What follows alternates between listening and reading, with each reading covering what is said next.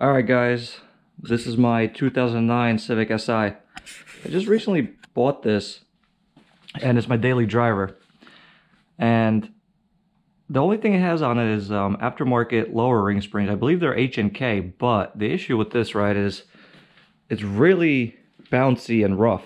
You know, I drive this thing a lot on the highways and everything, and it's just very uncomfortable. So I purchased a set of Tru Hart suspension, Tru Hart shocks, and Tein lowering springs.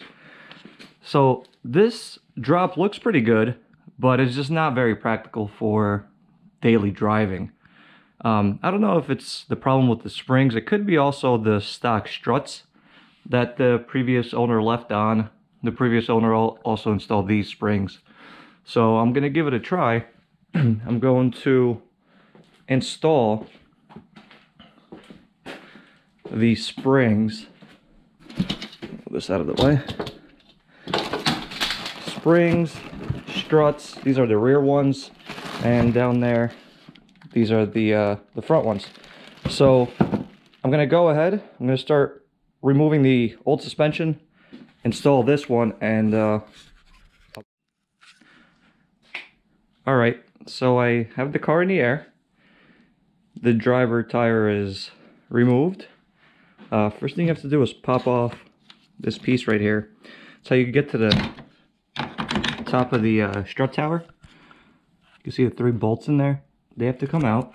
And then if you look over here, this is the ABS brake line. You just have to kind of disconnect that from there. You have this bolt right here, which keeps the brake line on. Needs to be removed. 1 bolt up top and 1 bolt below right there. After that, the strut tower should be able to swing forward. The hub swings towards you. As soon as the top bolts are removed, it'll just drop right down in that position. So let me get that done, and then I'll show you how to take the springs out. Alright, so I have the bolts out. I do still have this one in here. This just keeps the strut up so it doesn't fall while I take these 3 bolts out. Now, as you can see over here, there's 3 bolts in here. To get to this one in the back, there's this cover here. You put the windshield wiper straight up, then you pop this hole out, and then you get, I don't know if you can see in there, kind of, but it would be, can't see my finger, but basically go straight down, and that's how you get to that 3rd bolt. You can actually see it right there. So it's really easy to get to. These are, I wouldn't say tricky. If you have like a wrench that could go on an angle, it's going to be easier to get to. These are 14mm. The 2 on the bottom, one side is a 19mm and the other side is a 17. So you'll need to hold that so the bolt doesn't spin. And this one over here that holds the brake line is a 12mm. Pretty much all you need to take these struts out. I'm going to take this out now, and I'll show you how to get the top hat off. Alright, so I have the strut out. Now, for what I need to do to get this top hat off. Now, since I know this is aftermarket spring, there isn't that much load on this top hat. If this was a stock spring with stock strut, you would have to use a spring compressor. Otherwise, if you loosen this bolt up top over here, it's not going to turn out good if the spring isn't compressed. It's going to shoot out somewhere. So I've already taken these before because I've replaced these top hats just a couple of months ago because the old ones were shot. So I know these are in good condition. I'm going to reuse these on this new strut with this spring. So I just need to take this off. Actually, now that I'm looking at this, see these brackets right here? This one has a bracket up top. The one that's over here, which is for the brake line and for the ABS sensor. And there's another one here that this strut doesn't have. Pretty sure that's because these struts, this shock could fit on a different car. I think that this tab right there is used for a sway bar link for a different model. I don't know what model. I mean, it could be another Civic. Most likely is, but judging by everything else, the way that the lower bracket where it actually bolts onto is identical, so is the brake line. So this should fit just fine. I'm gonna go ahead and the only reason I'm taking this off is because I need this top hat. The new springs and the new struts didn't come with this, so it's the only reason I'm taking that off. And I think that's it. I'm gonna also use this bump stop just in case it doesn't bottom out the shock. This is kind of beat up, but it'll work. It'll stop it from bottoming out. So I'll see. I'm going to take this off now, and then I'll put this back together, and I'll be back. All right, so I just found out something interesting. You could see the difference in height for the shock tower, for the struts itself. This one is much shorter, meaning that when I put the spring on, I'm not going to be able to just put it on by hand. I'm going to need a spring compressor for this one. If I was using that spring on this stock strut, it wouldn't be a problem because I could compress it, you know, that 1.5 inches that it needs to, and then put the top bolt on it. But because these are meant for shorter springs, lowered cars, so it has less travel, and so that the shock doesn't blow, it's shorter. So I'm gonna have to go and find a spring compressor so I could put the spring on. All right. So I have the strut together. I actually didn't have a spring compressor, so what I had to do was put the top hat into the strut tower, bolt the shock from the bottom on the hub, and use this little jack to lift up the hub, and then center it. Put this bolt through the top of the strut tower, just, you know, hand tight. Make sure it has as many threads as you could possibly fit into it. Drop the assembly down. Use a torque wrench, and then just put a 19mm torque wrench. Sorry, not a torque wrench. It's a torque gun, screw gun, and then screw it down. So this is all set, nice and center, all ready to go. I'm gonna put it back in. Also, there is a little arrow that I forgot to mention here on the top of this hat. I don't know if you can see it right there. This should be facing towards the front of the car. So if you're looking at the strut like this, where this is lined up with you, this should be pointing in that direction. Not towards the inside, not towards the back, like in this kind of general direction like this. You could, if you put this on and this isn't twisted right, this is easily twistable, so you could just turn it by hand. And just angle it however you need to, but just make sure that this arrow is towards the front of the car. Alright guys, so this side is all installed. Now again, this isn't going to be connecting to anything because that's for a different type of sway bar for a different car. Same thing over here. These must be for, like, again, another car. I don't know, maybe ABS or something like that. My ABS is right here. If you can see that, here's the brake line.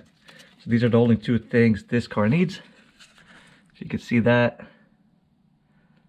Spring is nice and centered. These bolts are all tight. This one and one under it. So I'm just going to put the tire on and move to the other side. Basically do the same thing, then we'll move on to the back. Alright, so now I'm working on the back. The back appears to be easier than the front. There's only a couple of bolts here. You need to loosen up this bolt right here. The problem with this one is sometimes they are very, very rusty. I just sprayed some penetration, like a penetrating spray on it, and hit it with the impact gun, and then got it out.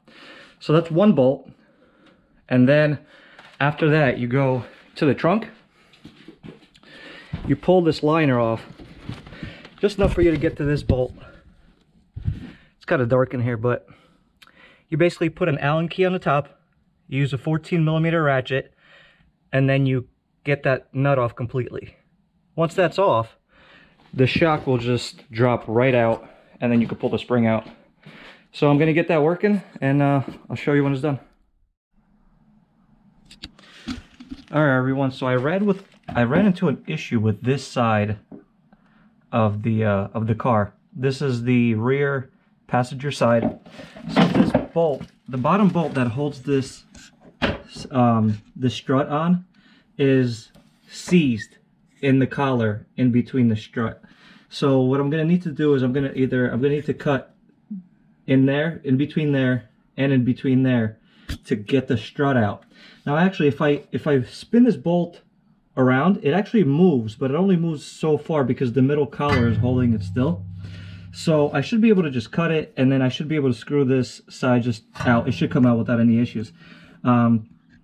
Actually, I filmed the first 3 a while ago, so I actually did put the new springs in here. And I've been driving the car around like this because I was waiting for this bolt to come in. So here's the part number, if you guys need this. This is original Honda, and it's going to replace that bolt after I cut it. I didn't want to cut it before because I didn't have anything to replace it with, and then, I mean, I wouldn't be able to drive it. So I'm going to start cutting into that, and then I'll show you how I'm going to put the, I'm going to remove this collar and put the new strut on. I'll show you that. Alright, so there's really no good angle I could get to be able to put this cutoff wheel, and I had to basically take off the caliper so that I could try spin this around and cut it just like this at that angle. Now if you can see down there, my brake line is right there, so I have to really be careful not to cut that. If I cut my brake line, I'm done. So I'm just gonna have to, maybe I'll put something there so I could cover up the brake line better, like a piece of metal or something, just in case I slip. That little piece of sheet metal will protect it a little bit.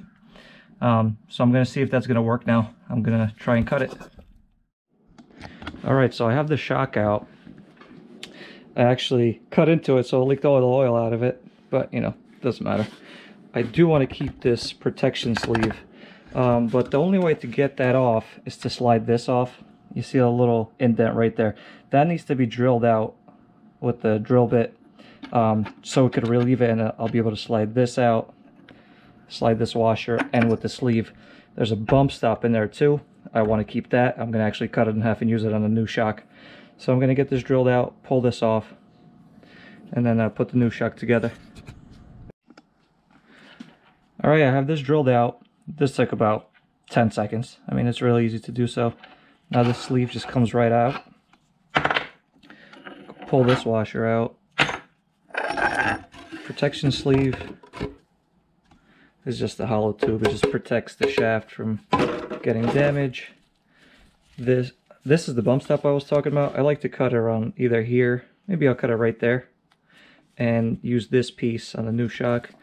This just, I'll just grab a quick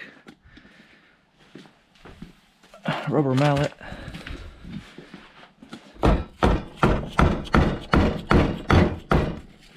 Usually it comes off real quick, but you know what? It's hard to do this one-handed, but I'm gonna drop the shock, put it in here like this.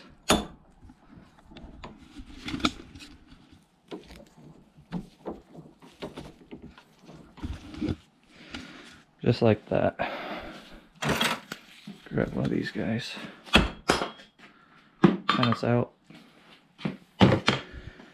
I'm going to use this and this and this here sleeve on a new shock. So I'm going to put that together, and then I'm just going to install it. Alright, so here's the new shock. I have the bump stop cut in half, and I actually just realized that all these bushing, washers, and even the sleeve came on the came with the new shock. So the way I put it on is, the bump stop goes first, then this washer with the dimple facing down, that sits in there like this. Next, put this sleeve over it. After that, this washer goes on top. Then this sleeve. Then this goes on, and this dimple faces down while this faces up, because it's going to go inside the wheel well like this. So now this just goes in. Once you have this in the car like that, once you put this back in the car, this bolt just goes on top. There's also another bushing that's the opposite of this that goes on top over it first, which is already inside. So I'm just gonna get that installed. I'll be back. All right, everyone, here it is. Finally finished all 4 struts and springs. It doesn't look like the ride height, you know, changed at all. It actually looks to be the same exact drop as before. So I'm pretty happy about that because it does look good in my opinion. But the biggest difference is the way the car drives. I mean, there's no bounciness to it. It's perfect, takes on every bump. I'm pretty happy with this setup. I'd recommend it to anybody, you know, especially for like a mild drop like this. It just drives so much better. Before, like I said, it was just too uncomfortable. So yeah, I mean, this setup only cost a little bit over 400 bucks right from eBay. Again, couldn't be happier with it. Now I've been driving this car for a while, so I knew I knew the ride was good. It was just that last strut that held me back. So, but this is it. This is how it looks. Show you from the front at this angle. Very happy with it. So again, it's a Tein S spring with Tru Hart struts.